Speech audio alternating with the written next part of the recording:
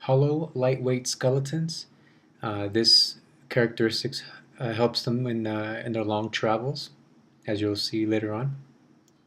It keeps them lightweight, flexible, and they have a large sternum, and this is for attachment for muscles that aid in flapping their wings. Okay, there's a large sternum. And then 6, they have specialized respiratory system. So as you can see here, oxygenated air is inhaled and it goes into what's called an air sac, and they have a couple of those. They have up to 9. Most have 9 anyways. This provides large amounts of oxygen for temperature control and for flight. So from the air sac, it goes into parabronchi where oxygen and carbon dioxide are exchanged. Now this is actually an example of alveoli from a human lung, but the principle is still the same, where you have oxygen and carbon dioxide exchanging. So carbon dioxide comes from the body where it's used up its oxygen for functions like flying, muscle contraction, and then oxygen is reabsorbed into the bloodstream where it will then be absorbed into the muscular tissue for more work. Okay, so once the oxygen has been used up, then it turns into or combines with carbon to make carbon dioxide, and then it goes into the second air sac, and then it is exhaled as a waste product. All right, so I have a short little video here for just to help you give you an idea as to the intelligence of these birds, and I'm highlighting the crows here. Crows have come to me to be one of my favorite birds actually, and actually this comes from my experience with them in Seattle, where I witnessed them basically pick on a hawk. There's like 3 of them that were picking on a hawk, and I'd never seen anything like it before. And the more I dove into crows, the more I realized, the more I learned that they're pretty intelligent animals. In fact, University of Washington in Seattle did research on crows, and they found them to have remarkable memory, where they were found to recognize people from from years past, and people that frequently walk very specific paths at the University of Washington. They realized that these birds actually recognize people over time. So in any case, not only that, but they're actually pretty good solving problem animals, as shown here in the video that I have for you. Moving on to bird diversity now.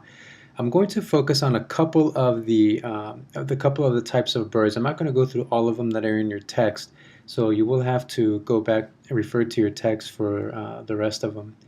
So falconiforms. Okay, just think falcon-like animals anyways. So that includes the eagle, okay, vultures, and falcons. Then we have your passeriforms, which are your swallows, your finches, and your cardinals. In fact, people who are bird watchers are sometimes referred to as passerines, people who are into birds. Pisciforms. Your pisciforms include your toucans, your barbets. I should check up on the barbets because I'm pretty sure I have a barbet that comes around my neighborhood and feeds on my bird feeder. And I'm actually not 100% sure that they are native to Texas, but I've been trying to catch this guy, get a picture of him. But in any case, your barbets, really cool looking birds, and then your woodpeckers. Okay. Now, epic travels. So we're going to highlight 2 birds here that have epic travels, 2 of the longest migratory patterns known to any animal. First, the golden plover. Golden plover flies from Alaska to Hawaii. That's 2,500 miles, and it can't swim. And yet every year it flies from Alaska to Hawaii to the exact same spot every year. So it's got a remarkable navigation system that allows it to get there.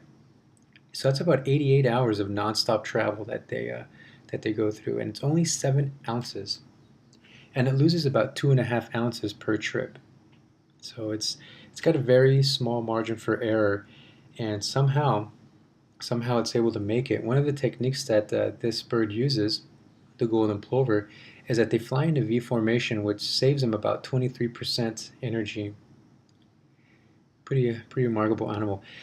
Now the Arctic tern. This animal is our travel champion. It has the longest migratory pattern known to any animal.